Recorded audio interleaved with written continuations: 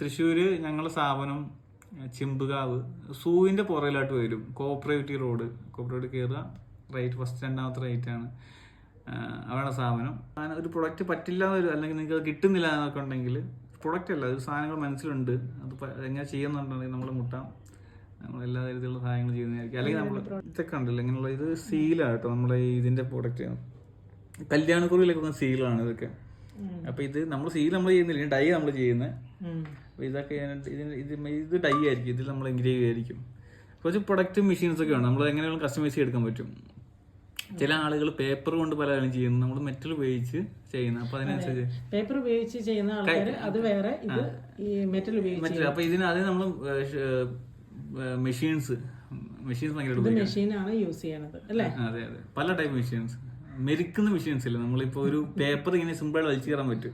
പക്ഷെ സ്റ്റീലിന്റെ സാധനം വലിച്ചു കയറണമെങ്കിൽ അതിന് പുറയിൽ കുറെ കൈ കീറും കുറെ നല്ല നല്ല എനർജി വേണം, പിന്നെ ടെക്നോളജി അറിഞ്ഞണം ഒക്കെ വേണം. അതാണ് ഡിഫറൻസ്.